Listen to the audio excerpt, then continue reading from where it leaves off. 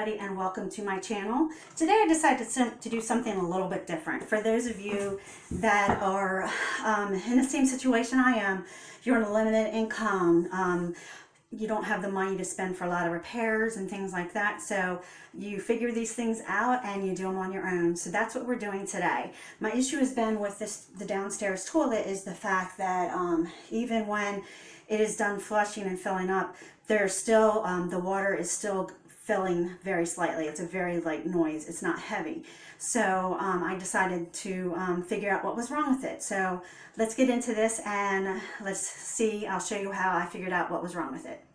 Okay, so the first thing I looked at is to check the level of my water. And my water was actually all the way up over the overfill and flipping over it. So the first thing I did is I took my floater and I adjusted the level of the floater. Most of them on the top will have a turn knob that you can turn. My particular one is an older version, and this one you actually, there's a piece down here, this metal piece, and you squeeze it together and that's how it slides up and down on there. So even with adjusting it to this lower level, I found that the water was still continuing to run. So my next thing I did, I went ahead and checked my flapper. So I had the water full and I took something and pushed down on the flapper. It actually does not move. It has a nice tight seal. So when I pushed down on it with the water, it still continued to run. So I know it's not the flapper. So my next thing is I'm going to replace this fill valve. So that is what I'm working on right now. The name of the toilet that my toilet is, and it's usually the brand is right on the toilet, and I took that and put that in to find out, looked up what type mine was, and I went ahead and picked it up from my local hardware store. So mine actually takes the Fluid Master 400A.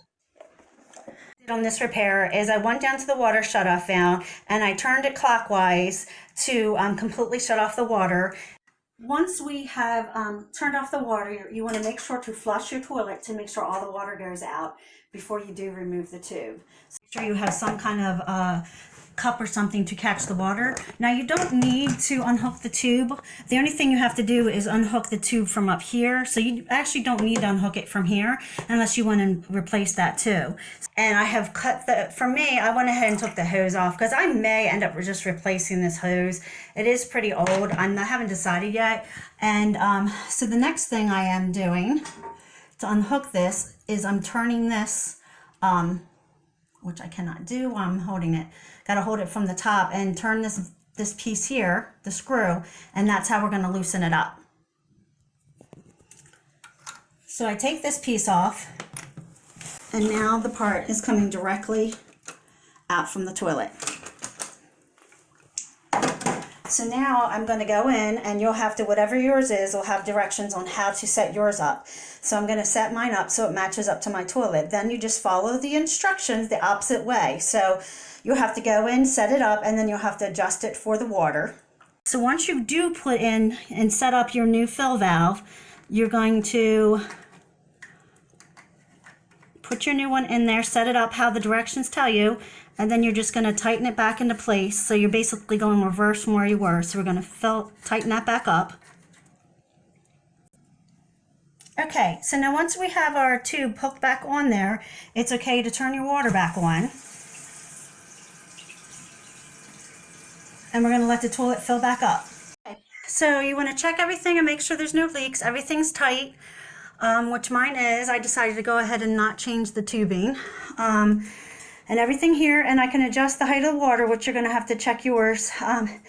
It should be about 1 inch or so down from the fill tube. So you may have to keep flushing until you get adjusted, but mine got done pretty quick. I also recommend one of these toilet tanks. You fill this up with water and you put it on the side of the tank, and it makes the water up higher, so every time you flush the toilet, you're not using as much water. By doing this, it's making the water level up where it needs to go, but you're not wasting as much water every time you flush the toilet. So fixing your toilet is that simple if it's a problem with the fill valve. If it's the flapper, it's an easy pop on, pop off thing and just adjusting the handle. But if it turns out it's your fill valve, this is what you do. See you next time, guys.